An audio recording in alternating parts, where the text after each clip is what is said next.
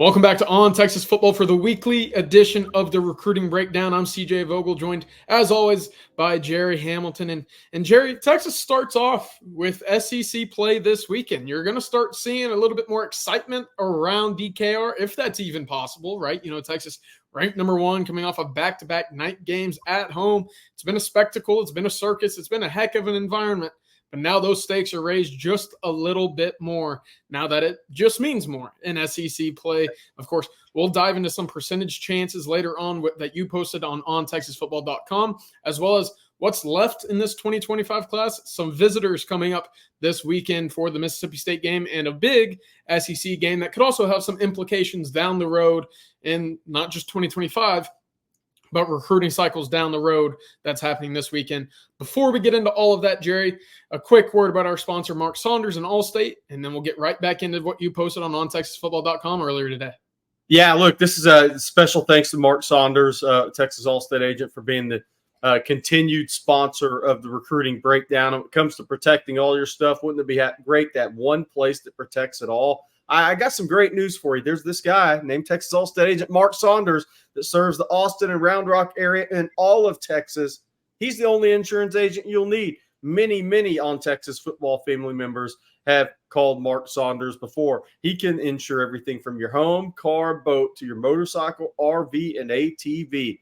Call Texas Allstate agent Mark Saunders' office today at 512-218-8571. With more than 35 years of experience, you'll be in great hands with Texas alum Mark Saunders. Again, give him a call today, 512-218-8571. Local, Austin, Round Rock area, if you live there, and all of the state of Texas. Give Mark Saunders a call.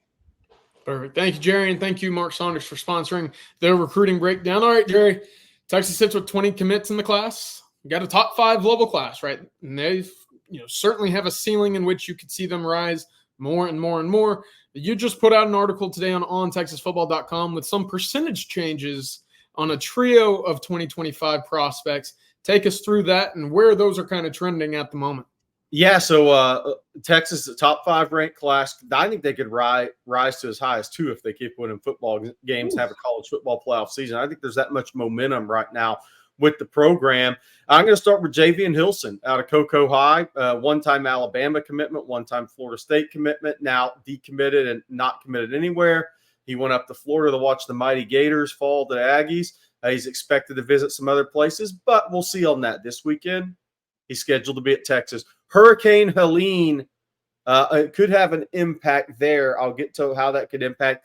It looks like it's more going through the Big Bend and through South Georgia before turning north, not to go Jim Cantori on us, but it does matter in recruiting this weekend. That's the reality. Right now, Javian Hilson's still scheduled to be in Austin. He was in Austin June for an official visit. CJ, you and I remember talking to his mom at the airport after that visit, and she was like, "How want my kid to go out of state for college?" Well, he stayed committed to Florida State. He's no longer committed to Florida State, and I think Texas is in the driver's seat. I have it at 75% for Texas. Then there's a guy both of us have covered, Michael Terry. You went and saw him a couple of weeks ago. You've been down there to Alamo Heights multiple times. I also have Terry at 75%. Nebraska has done a great job in this recruitment. Will Stein's kept Oregon in the conversation. But I think there's some headwinds with Texas here. And I have that one at 75% as well, CJ.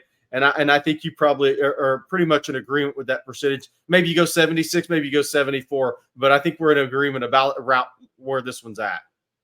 Yeah, certainly. Michael Terry, again, just coming off of that strong visit earlier this month for the UTSA game. I think that environment, the performance on the field, the combination of those two things, as well as, hey, it was only about an hour drive from home.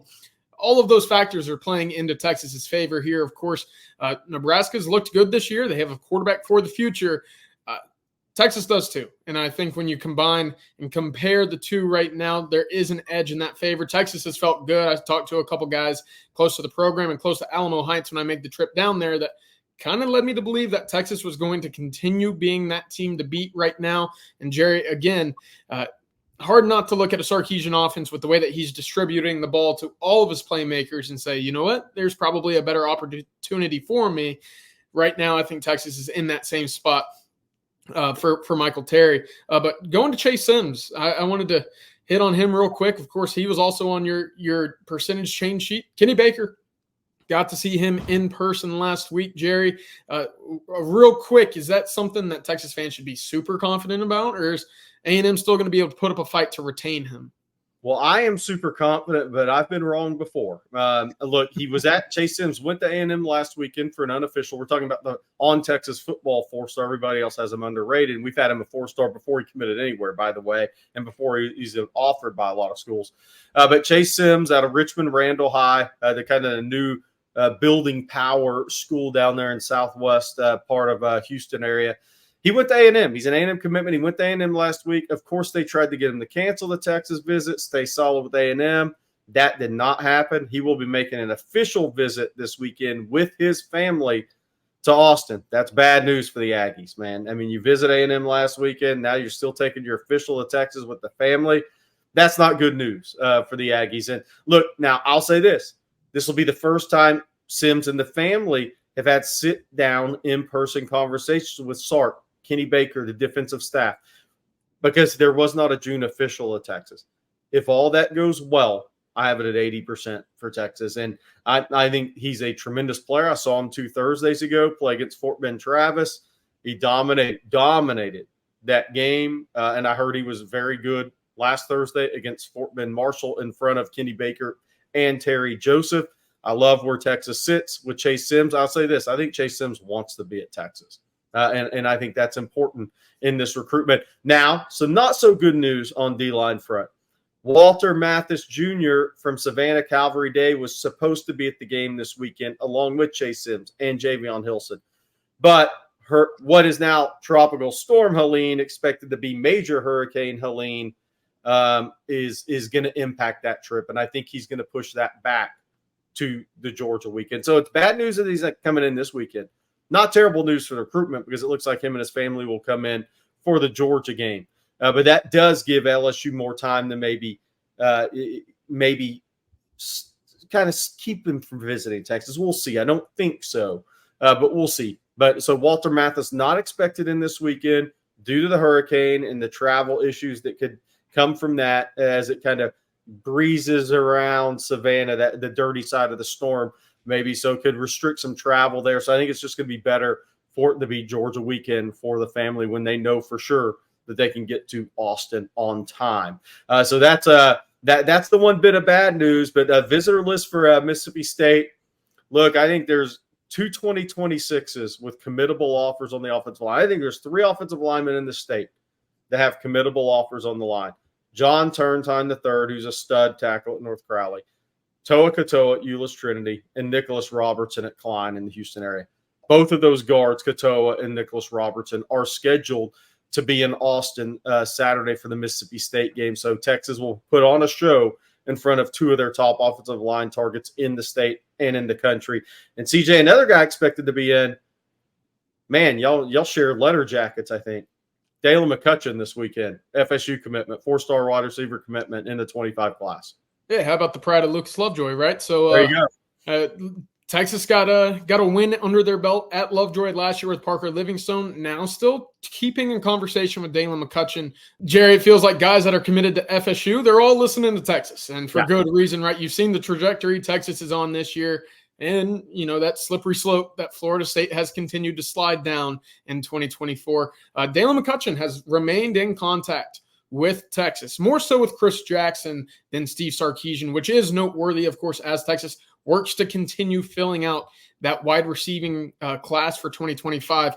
You would expect Sark to be a big piece of these conversations. If he comes in this weekend and makes it down to Austin, I would expect them to sit down at some point and sit face-to-face and kind of see where things sit and move going forward. Of course, McCutcheon, very talented, putting up a great start to the season for Lovejoy and Coach Dodge over in North DFW this year. We'll also have that connection with Parker Livingstone as well. So if Texas pushes for him, I have a hard time seeing him not end up in this class. The question is, does Texas end up pushing for him right now as well? So a couple big visitors for this weekend in the 2025 class. Of course, Dalen McCutcheon, one of the top guys, uncommitted at the moment.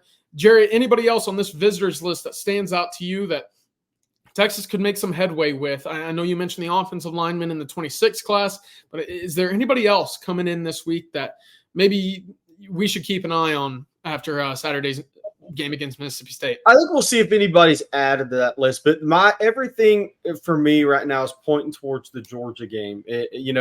We just mentioned receiver Kelshawn Johnson will be at A&M Arkansas in Dallas this weekend. That's a note, but he's going to visit Texas for the Georgia game. So, that I think it's the Georgia game is where everything's kind of loading right now. Jonah Williams will be on his official visit that weekend. Obviously, him and Kelshawn Johnson are friends. Nwasu Boateng, the linebacker Nathaniel Nwasu Boateng from IMG will be on his official visit. Four-star linebacker from IMG will be on his official visit the Georgia weekend. He's got Notre Dame and Michigan absolutely knocking down his door. He also made officials to Ohio State and USC. Walter Mathis, we mentioned, probably for the Georgia game. Jamie French, a lot of the big-time commitments will be in the Georgia game. Dia Bell. I mean, that Tyler Atkinson spoke with somebody close to the Atkinson recruitment around lunchtime today. The 5-star linebacker from Grayson remains scheduled to be at the Georgia game. That visitor list is going to be, we'll probably start talking about that next week during the off week, but that visitor list is going to be off the charts for Texas. There's going to be a lot of big-time guys.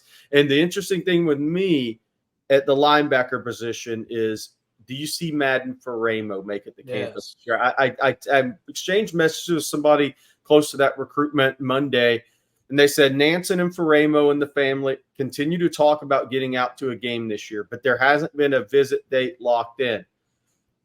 Texas is trying to get him for the Georgia game if possible. If he shows up on campus, I think Notre Dame and USC will get a little nervous in that recruitment because they know what Texas is doing and they know the show Texas could put on in that environment. He's already been on campus for an official visit. That's one I'm watching to see if Faramo locks in a visit to Texas for a game day. And if it's Georgia, then that could change that recruitment. Yeah, I'm glad you brought up Madden Faramo because, of course, that's been a recruitment that's been tough to get information out of. Of course, Texas did a good job, I would say, keeping him from committing to Notre Dame in the summer. Now USC's made things difficult, and the way that their defense has kind of bounced back this year, probably the best looking defense under a Lincoln Riley team that we've seen maybe ever. So that's also making things interesting to your point, Jerry. We also talked about Kelshawn Johnson going up to the Arkansas A&M game this weekend, expecting him later on campus later this season as well. I want to bring up Dijon Lee because I actually got to chat with him a little bit prior to the ULM game this weekend, Jerry, about a possible visit, and this was the 5-star cornerback from California who committed to Alabama, took a midweek to Texas, and in the month of June, Texas maybe had a bit of a closer chance there than many gave them credit for when it came down to it. Communication's not completely dead right now, and when you look at the Texas class, cornerback is certainly a spot they would like to add another top-end, high-end caliber body at the moment. He said a visit to Texas is a possible. And he said, if things work out and I can find a game to get down to that works with my schedule, it'll probably happen. So right now, keep that, in kind of the back of your pocket right now. Texas and Dijon Lee, not completely out of the water yet. Those conversations are still happening. Of course, you mentioned Nathaniel Nwasu Boateng as well, another guy that Texas is hoping to get on campus and he also saw Texas play at Michigan earlier this year, worth noting there. But to get him on campus and see everything in Austin would be rather large. I'm going to try to visually show Texas fans DB recruiting right now. They're reeling them in. I like it. Deep sea fishing, as Sark called it, right? Deep sea fishing. These are big time guys committed elsewhere. You mentioned Dijon Lee. Georgia hadn't backed off either. So Georgia and that's going to be a fight. Alabama, Texas, Georgia on that one. Like Sark doesn't, and he's not giving up on a SoCal kid he really likes, by the way. You have Dorian Brew. I talked to Dorian Brew briefly on Saturday. He said he didn't have anything lined up to visit Texas, but he didn't rule it out.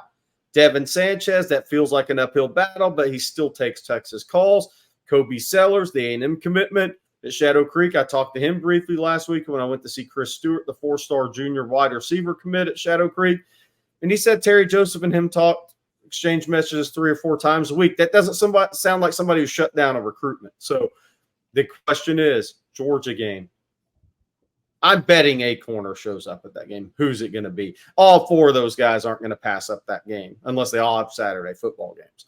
Texas will get one of these guys, a couple of these guys on campus this weekend or this season. And the question is, who's it going to be? But they are definitely deep sea fishing there. And you know what? If they can't flip one of those guys, I think they're fine going to the portal.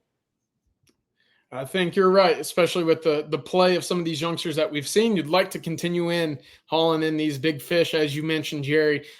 Real quick, a few 26s to be aware of coming in from Mississippi State. These are just names to file away. Jake Johnson has a UCF offer, a defensive lineman out of Prosper, running back Jet Walker out of Georgetown. Duncanville edge KJ Ford will be on campus this weekend as well, as will a pair of Aledo defensive backs, Cameron Hall and Jordan Hall. Cameron is a 2026. Jordan is a 2028. Of course, Aledo, a place known for winning state championships, Jerry.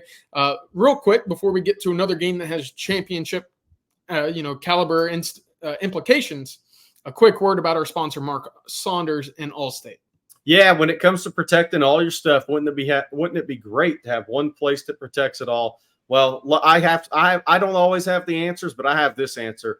Here's some great news. That's Texas Allstate agent Mark Saunders, serving the Austin and Round Rock area and all of Texas. He's the only insurance agent you'll need. Everything from your home, car, and boat to your motorcycle, RV, and ATV. Call Texas Allstate agent Mark Saunders' office today at 512-218-8571. Are you in good hands? With more than 35 years of experience, you'll be in great hands with Texas alum Mark Saunders. That's Matthew Golden over the middle, catching a bullet hands is what that is.